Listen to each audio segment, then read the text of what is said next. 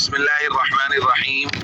عن أبي أيوب الأنصاري رضي الله تعالى عنه قال قال رسول الله صلى الله تعالى عليه وسلم من صام رمضان ثم أتبعه ستا من شوال كان كصيام الدهر. رواہ مسلم۔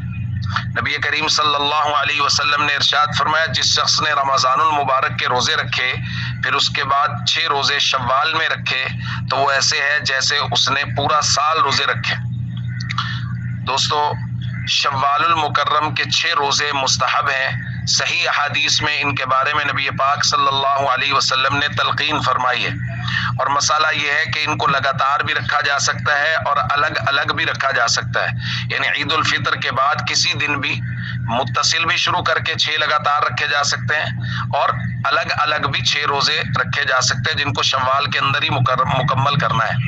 اور یہاں ایک اور بات بھی ہے کہ رمضان کے روزے رکھے ہوں پھر شوال کے روزوں کی یہ فضیلت ہے، کیونکہ حضور نے فرمایا من صام رمضان ثم اتبعه ستا من شوال، پہلے رمضان کے روزے رکھے ہوں پھر شوال کے روزے رکھے تو اس کو یہ فضیلت حاصل ہوگی۔ ایسا نہ ہو کہ رمضان کے روزے تو بغیر اس کے عذر کے ترک کر دے اور کہے کہ جی اب شوال کے 6 روزے رکھوں گا تو پورے سال کے روزوں کا ثواب مل جائے گا، اس طرح قطعاً نہیں ہے۔ اس لیے ہم سب کو چاہیے کوشش کریں کہ شوال کے یہ روزے رکھے جائیں، اور اگر کوئی نہ رکھ سکے تو چونکہ یہ مستحب عمل ہے اس لیے اس پہ نکیر نہیں ہو سکتی کہ صرف فلاں آدمی نہیں رکھ رہا، اتنا آسان ہے روزہ رکھنا، 30 رکھ لیے 6 سے کیا ہوتا ہے، یعنی کسی آدمی پر اس طرح کر کے زبردستی نہیں کی جا سکتی۔ باقی شوق کے ساتھ، محبت کے ساتھ اس عمل کو ضرور کرنا چاہیے۔ السلام علیکم ورحمۃ اللہ وبرکاتہ۔